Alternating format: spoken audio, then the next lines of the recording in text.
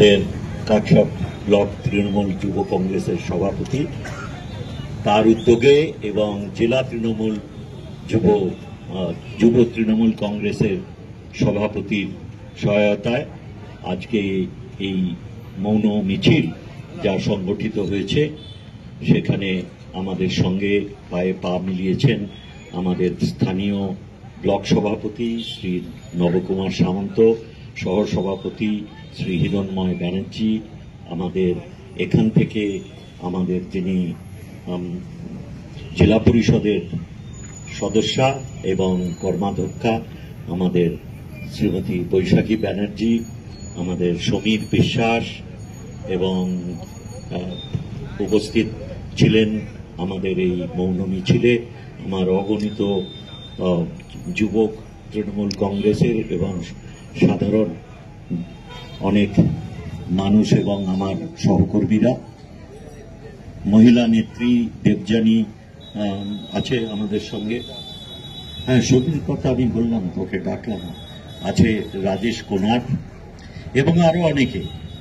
মৌন মিছিল একটু বিরূপ ছিল আবহাওয়া, সেই জন্যে আমাদের মোমবাতি জ্বালিয়ে মানুষের দৃষ্টি আকর্ষণ করা এবং যারা এই বর্বরোচিত আক্রমণে নিহত হয়েছেন তাদের এবং তাদের পরিবারবর্গকে আমাদের সহানুভূতি, যারা মারা গেছেন তাদের আত্মার শান্তি কামনা।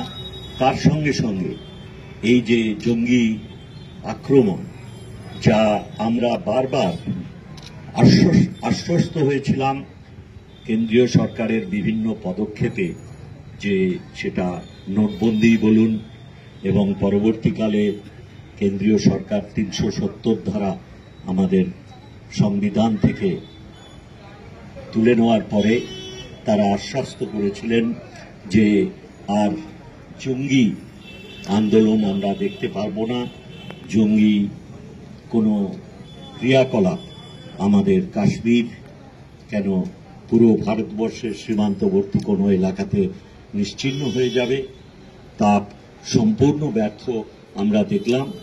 এই পরিস্থিতিতে আমরা সকলেই মর্মাহত, শোকস্তব্ধ।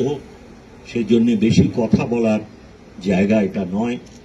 আমাদের দল পশ্চিমবঙ্গের শাসনে আপনাদের আশীর্বাদে পশ্চিমবঙ্গের মানুষের প্রশাসনিক দায়ভার আপনারা ন্যস্ত করেছেন।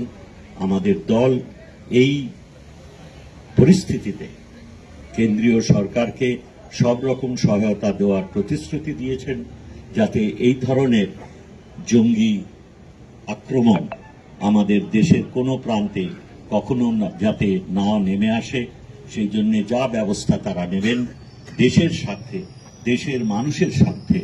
তৃণমূল কংগ্রেস আমাদের কেন্দ্রীয় সরকারকে সব রকমের সহায়তা করার প্রতিশ্রুতি দিয়েছেন, কিন্তু আমরা আশা করব যাতে এই ধরনের জঙ্গি আক্রমণ চিরতরে স্তব্ধ করে দেওয়ার জন্য যা যা ব্যবস্থা নেওয়া দরকার কেন্দ্রীয় সরকারের কাছে, সেটা খালি মৌখিক আশ্বাস নয়, আমরা কার্যত তার প্রতিফলন দেখতে চাই।